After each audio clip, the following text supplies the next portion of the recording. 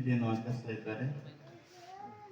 ಈ ಒಂದು ಶುಭ ಸಂದರ್ಭದಲ್ಲಿ ನಮ್ಮ ಶಾಲೆಯಲ್ಲಿ ಸಹ ನಾವು ದಾಸಶ್ರೇಷ್ಠ ಶ್ರೀ ಭಕ್ತ ಕನಕದಾಸರ 538ನೇ ಜಯಂತಿಯನ್ನು ಆಚರಿಸ್ತಾ ಇದ್ದೇವೆ.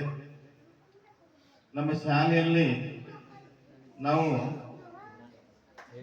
ಯಾವ ಜಯಂತಿಯನ್ನು ಮಿಸ್ ಮಾಡೋದಿಲ್ಲ. ಪ್ರತಿಯೊಂದು ಜಯಂತಿಯನ್ನು ಅಚ್ಚುಕಟ್ಟಾಗಿ ನಮ್ಮೆಲ್ಲ ಶಿಕ್ಷಕರ ಒಂದು ಸಹಕಾರದಿಂದ, SDMC ಅವರ ಒಂದು ಸಹಕಾರದಿಂದ ನಾವು ಎಲ್ಲ ಮಹಾತ್ಮರ ಜಯಂತಿಯನ್ನು ಆಚರಣೆ ಮಾಡೋದ್ರ ಮೂಲಕ ಮಕ್ಕಳಿಗೆ ಆ ನಾಯಕರ ಜೀವನ ಚರಿತ್ರೆಯನ್ನು ತಿಳಿಸುವಂತ ಕೆಲಸ ನಮ್ಮ ಶಿಕ್ಷಕರ ಸಮೂಹ, ನಮ್ಮ ಶಾಲೆಯವರು ಮಾಡ್ತಾ ಇದ್ದೇವೆ. ಇವತ್ತು ದಾಸ ಶ್ರೇಷ್ಠ ಆದಂತ ಶ್ರೀ ಭಕ್ತ ಕನಕದಾಸರ ಜೀವನ ಚರಿತ್ರೆಯನ್ನು ನಮ್ಮ ವಿದ್ಯಾರ್ಥಿನಿಯರು ತಮ್ಮ ಭಾಷಣದ ಮೂಲಕ ತಿಳಿಸಿದ್ದಾರೆ.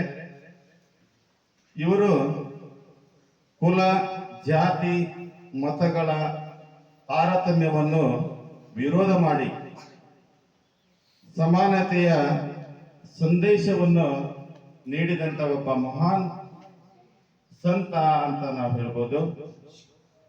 ಇವರು ಸಮಾಜದಲ್ಲಿರ್ತಕ್ಕಂಥ ಜಾತಿ ಪದ್ಧತಿಯ ವಿರುದ್ಧ ಇವರು ತಮ್ಮ ಕೀರ್ತನೆಗಳ ಮೂಲಕ ಜನರಿಗೆ ಒಂದು ಸಂದೇಶವನ್ನು ನೀಡುವಂತ ಕೆಲಸ ಮಾಡಿದ್ರು, ಸಮಾಜವನ್ನು ತಿದ್ದುವಂತ ಕೆಲಸ ಮಾಡಿದ್ರು.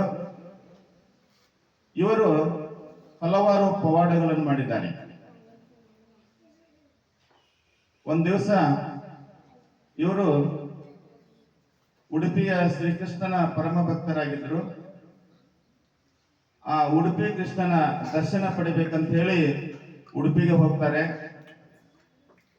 ನಡೆದುಕೊಂಡು ತಮ್ಮ ವೇಷ ಹೇಗಿದ್ದಪ್ಪ ಅಂತ ಹೇಳಿದ್ರೆ,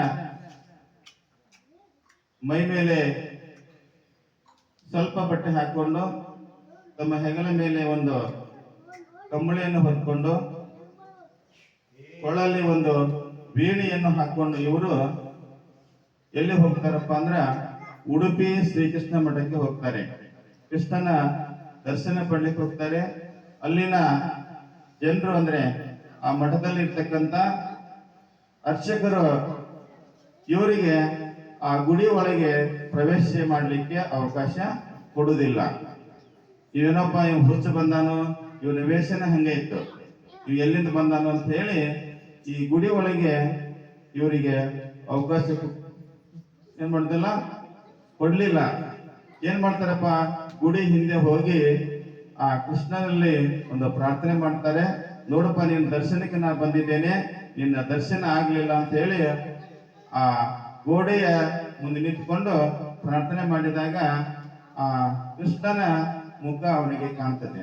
ಅಲ್ಲಿ ಆ ಗೋಡೆ ಏನಾಗ್ತದಪ್ಪ ಅಂದ್ರೆ ಒಂದು ಕಿಂಡಿಯ ರೂಪದಲ್ಲಿ ಆ ಕೃಷ್ಣ ಅವರಿಗೆ ದರ್ಶನ ಪಡಿತಾನೆ. ಇನ್ನೂವರೆಗೂ ಸಹ ಅಲ್ಲಿ ಆ ಶ್ರೀಕೃಷ್ಣನ ದೇವಸ್ಥಾನದಲ್ಲಿ ಕನಕನ ಕಿಂಡಿ ಅಂತಿದೆ. ಅಲ್ಲಿಗೆ ಎಲ್ಲ ನೀವು ಹೋದವರು ಸಹ ಅಲ್ಲಿ ಆ ಕಿಂಡಿ ಒಳಗೆ ನಾವು ನೋಡಿದ್ರೆ ಶ್ರೀಕೃಷ್ಣನ ಏನ ದರ್ಶನ ಸಂಪೂರ್ಣವಾಗಿ ಆಗ್ತದೆ.